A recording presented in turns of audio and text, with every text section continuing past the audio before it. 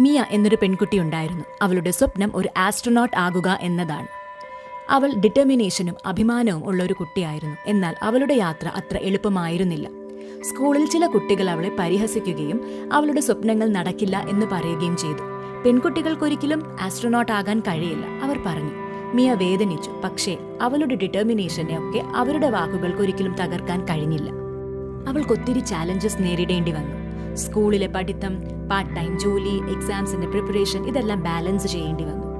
അങ്ങനെ വർഷങ്ങൾ കടന്നുപോയി. മിയയുടെ കഠിനാധ്വാനം ഫലിച്ചു. അവൾക്ക് ടോപ്പ് യൂണിവേഴ്സിറ്റിയിൽ സ്കോളർഷിപ്പ് കിട്ടി. എയ്റോസ്പേസ് എഞ്ചിനീയറിംഗിൽ ഡിഗ്രിയും നേടി. അങ്ങനെ ആ ദിവസം വന്നെത്തി. അവളെ നാസ സെലക്ട് ചെയ്തു. മിയ ആദ്യ ബഹിരാകാശ ദൗത്യത്തിനുള്ള സ്യൂട്ട് ധരിക്കുമ്പോൾ അവൾ നേരിട്ടിട്ടുള്ള എല്ലാ ബുദ്ധിമുട്ടുകളും ഓർത്തു. അങ്ങനെ ഡിറ്റർമിനേഷനും ഹാർഡ് വർക്കിങ്ങും കൊണ്ട് ഏറ്റവും വലിയ സ്വപ്നങ്ങളും സാക്ഷാത്കരിക്കും.